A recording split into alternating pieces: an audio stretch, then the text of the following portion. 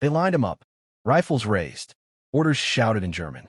Seconds later, bullets tore through his body. The soldiers walked away. The grave was filled, but hours later, he opened his eyes. This isn't a legend. This happened in World War II. And what he did next should have been impossible. The shots came fast. Not a dramatic pause. Not a final speech. Just boots in the mud, rifles raised, and a command barked in German. The man in front of the firing squad didn't scream. He didn't beg. He barely moved. He had already accepted that this was the end. It was 1942, deep in Nazi-occupied Europe, and executions like this had become routine. The Germans were no longer killing to intimidate. They were killing to erase. Resistance fighters, messengers, civilians who knew too much. Anyone suspected of helping the underground. This man was one of them. His name would later appear in reports, whispered among survivors. But at this moment, he was just another prisoner standing in line, hands tied, coat thin against the cold. The officer raised his hand. The rifles fired.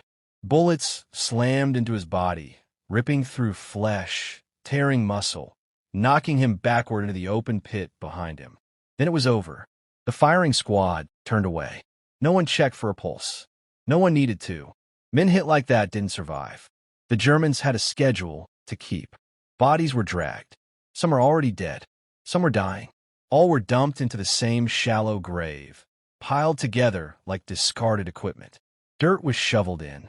Snow covered the rest. The paperwork would later say the prisoners were eliminated. Case closed. Except it wasn't, because hours later, buried beneath bodies and frozen earth, one man was still breathing. Pain brought him back first. Not sharp pain, dull, crushing pressure. Weight on his chest. Something cold pressed against his face.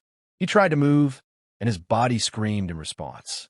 That's when he realized he couldn't see or breathe properly. Panic surged, but instinct forced it down. If he thrashed, he'd waste what little air he had left. He forced himself to stay still, listening. Silence. No voices. No boots. No Indians. Just wind and the faint, wet sound of someone nearby struggling for breath. He wasn't alone. The bullets hadn't killed everyone. Some men had been hit badly, but not fatally. Others had been grazed. A few, by pure luck or bad aim, had been missed entirely. But luck didn't matter if they stayed where they were. The man tested his body slowly. His shoulder burned, shot through. His leg felt numb. Warmth soaked into his clothes, but he could still move his fingers. He was alive. Barely. He pressed his face sideways, finding a gap between bodies. Cold air rushed in. He took a shallow breath, then another. He didn't know how long he had. If the Germans came back, it was over. If the cold set in, it was over. If he passed out, it was over. He had one chance, and it depended on something terrifying, climbing out a mass grave filled with dead men. Hours passed, or maybe minutes. Time had no meaning under the dirt. Finally, when the sky above dimmed toward night, he began to move. Slow, silent. Bean. Every movement sent pain flaring through his body. He bit down on his sleeve to stop himself from making a sound. Beneath him, a man twitched once, then went still. He found the edge of the pit with his fingertips. The dirt was loose, recently filled. That saved him. Using his elbows, he pushed upward, forcing his body through the packed earth. Soil fell into his mouth. He spat it out and kept going. When his head broke the surface, icy air hit his lungs like a blade. He didn't gasp. He didn't shout. He lay there, half buried, unmoving, listening for any sign of life. Nothing. The Nazis were gone. Crawling away from the grave took everything he had left. He couldn't walk. His leg wouldn't support his weight. He dragged himself through snow and mud, leaving a dark trail behind him. Every sound felt too loud. Every shadow looked like a soldier. But somehow, he made it. A barn, a ditch, a tree line. At some point, hands grabbed him. Not German hands. Civilians. Risking execution themselves, they hid him, treated his wounds, fed him scraps, and moved him from place to place as the Germans searched the area for escaped prisoners. The Nazis never found him. They had already marked him as dead. But survival wasn't the end of his story. It was the beginning. Because the man who crawled out of that grave didn't disappear into hiding. He didn't flee the country. He didn't wait for the war to end. He went back into the resistance, back into occupied territory, back into the shadows. The Germans believed executions solved problems. They believed fear kept people quiet. They were wrong, because men like him, men who had already died once, had nothing left to fear. By 1943, Nazi command reports began to mention something strange. Sabotage operations were increasing. Rail lines destroyed. Officers assassinated. Weapons depots burned. Messages intercepted. The resistance wasn't weakening. It was getting smarter, more careful, more ruthless. Somewhere inside that network was a man who had stood in front of firing squad and lived. And he remembered every face. This is where most stories would end. Miraculously survived execution. Fade out. But this one doesn't. Because what came next would directly lead to one of the most daring resistance operations of the entire war, an operation so dangerous that even the Allies hesitated to approve it. And at the center of it were men who had already looked death in the eyes and decided they weren't done yet. The Germans noticed the change first. Not in headlines, not in speeches, in numbers. Train delays multiplied. Ammunition shipments vanished between cities. Officers began disappearing on roads that had been secured for years. At first, command blamed incompetence, then coincidence, then sabotage. But the reports kept coming, and the pattern became impossible to ignore. The resistance was no longer acting like scattered cells. It moved with intent, with discipline, with planning that suggested military experience, not desperation. Someone was coordinating them, someone who understood German routines, German psychology, German arrogance, someone who knew exactly how executions were supposed to break people and why they didn't always work. The man who crawled out of the grave had changed. Survival had stripped something from him. Fear, maybe, or hesitation. What remained was focus, precision, a willingness to accept outcomes that other men couldn't. In a resistance that made him dangerous. He didn't talk about the execution. Not at first. He didn't need to. The scars spoke for him. The limp did too. When he did speak, people listened. Not because he was loud, but because every word felt measured, expensive, paid for in blood. He began training others. How to disappear after an operation. How to read patrol schedules. How to tell the difference between a confident officer and a careless one. Most importantly, how to survive capture. If they think you're already dead, he told them, you've won half the fight. By late 1943, German counterintelligence had a problem. Captured resistance fighters kept refusing to break. Interrogations failed. Executions failed. Fear stopped working the way it used to. Something had shifted, so the Germans escalated. Public hangings returned. Villages were punished collectively. Entire families were deported if one person was suspected of helping the underground. The message was clear: resist, and everyone pays. It worked briefly. Then something worse happened. The resistance adapted. Instead of reacting emotionally, they began striking strategically. They stopped hitting soft targets and started hitting infrastructure that mattered. Rail switches, signal boxes, fuel depots timed to explode minutes before armored movements. The Germans didn't just lose equipment.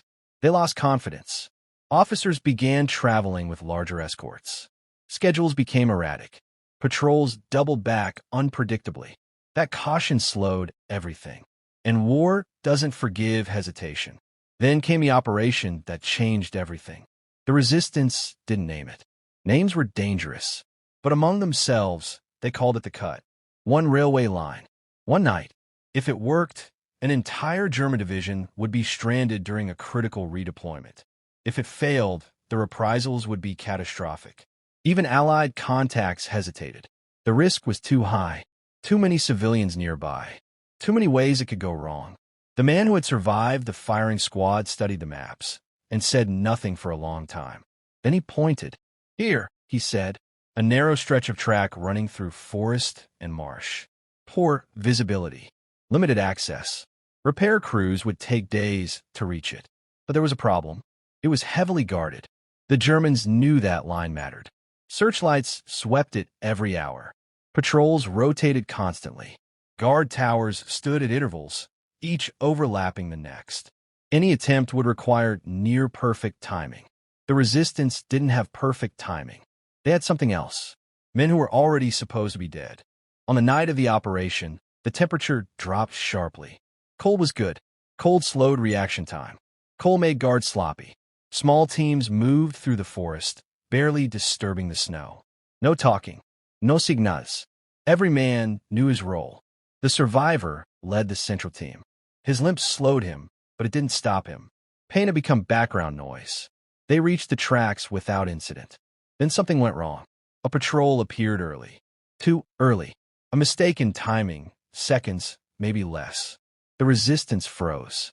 One wrong move, and it was over. The German soldiers stopped, talking quietly. Cigarettes glowed in the dark. The survivor watched them, calculating. If they waited, the window closed. If they acted, someone would die. He made the decision instantly. The first German never saw him. A knife. Silent. Precise. The second turned just in time to understand what was happening. Then chaos. Shots rang out. A guard tower alarm flared to life. The explosives weren't fully placed. They had seconds. The survivor shoved the detonator into another man's hands. "Run," he said. He didn't. German fire cut through the trees. Bullets slammed into the ground, snapping branches. The resistance scattered. The survivor stayed low, crawling toward the last charge. A bullet grazed his arm. Another punched through his coat. He reached the explosive, shoved it into position, and slammed the detonator. The blast ripped the night open. Steel screamed. Rails twisted upward like paper. Fire lit the forest. The German response was immediate and brutal. But the damage was done. The line was severed. The division never moved on time. Days later, German command erupted. Investigations. Arrests. Interrogations. Someone had led that operation. Someone with experience. Someone who wasn't supposed to exist. The survivor's name began appearing in whispered reports. Not confirmed. Not verified. But repeated. The Germans began hunting him specifically. Not as a resistance member. As a symbol. That was their second mistake. Because turning a man into a symbol doesn't erase him. It multiplies him. Story spread. The man who survived execution. The man who crawled out of his grave. The man who broke a German division with one decision. Each retelling made him larger than life. And men fight harder for legends. The survivor knew the net was closing. He moved constantly, changed locations, reduced contact, but he also knew something else. The war was reaching a turning point, and the Germans, desperate, paranoid, violent, were about to make choices that would cost them everything. He didn't plan to survive this war. He planned to end it faster, even if it killed him for real this time. By the winter of 1943, the Germans were no longer fighting a war. They were fighting a ghost. Reports kept coming in from occupied territory. Whispers at first, then sworn testimonies. Entire patrols wiped out in minutes. Communications lines severed without warning. Officers found dead with their own weapons turned against them. Bodies arranged deliberately, almost mockingly. And always the same detail. The man responsible had already been executed. Shot by firing squad. Buried in a mass grave. Confirmed dead. Yet here he was, alive. The Wehrmacht didn't call him by name anymore. Names gave things shape, and shape gave them power.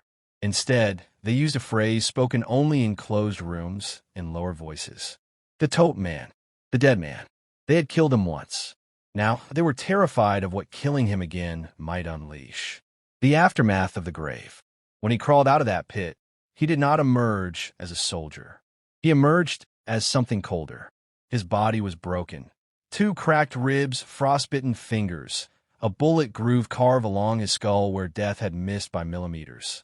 His uniform was soaked with blood that wasn't entirely his.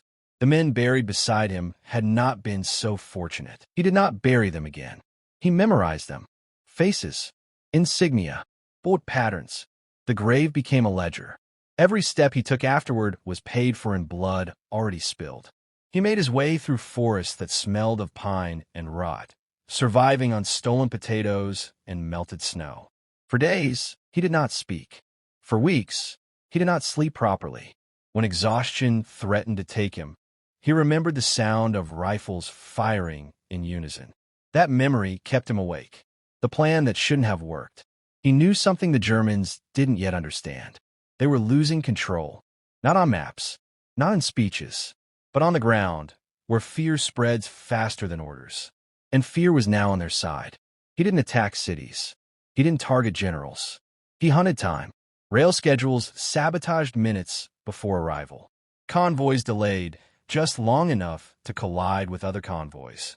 Ammunition depots destroyed the night before an offensive. Nothing dramatic. Nothing heroic. Just enough friction to make the entire machine grind itself apart. German commanders began accusing each other. Arrests followed. Executions followed the arrests. Entire units were rotated out or disbanded over suspicions that didn't even have names yet. All because one dead man refused to stay where he was buried. The night of 45 seconds. The incident that broke them happened outside a nameless village erased from most maps. A squad of 21 German soldiers had cornered him in an abandoned barn. Snow fell lightly. The moon made everything silver and unreal. They believed they had him trapped. They were wrong. What happened next would later be reconstructed from shell casings, blood patterns, and one survivor who lost his mind before he could finish his report. It took 45 seconds. He used no explosives, no backup, no merci. By the time the echoes faded, 21 men lay dead or dying, weapons scattered like dropped toys. The survivor ran into the forest screaming about a corpse that moved faster than the living. By morning, German command labeled the report combat hysteria. By nightfall, they doubled patrols across the region. Too late. The message. He didn't just kill. He communicated. On one officer's body, he left a folded execution notice, the same kind used by firing squads. Written in German, signed only with a date. The date of his own execution. Another time, he arranged bodies facing east, rifles stacked neatly beside them, as if waiting for orders that would never come. It wasn't random. It was psychological warfare crafted by a man who had already looked death in the face and found it disappointingly slow. The Germans began burning villages preemptively, executing civilians, tightening their grip so hard it started cutting off their own circulation. Resistance cells that had been afraid to act now had proof. If a dead man could fight back, so could they. The cost. But survival has a price. His wounds never healed properly. Cold settled permanently into his bones. Every movement hurt. Every breath reminded him that the grave had tried and failed to keep him. He wrote no letters. He made no plans for after the war, because there was no after for him. There was only until the next convoy, until the next officer, until the next mistake the Germans couldn't afford. He didn't believe in victory. He believed in damage. The final operation. By 1944, German intelligence had pieced together enough fragments to identify him, not by name, but by pattern.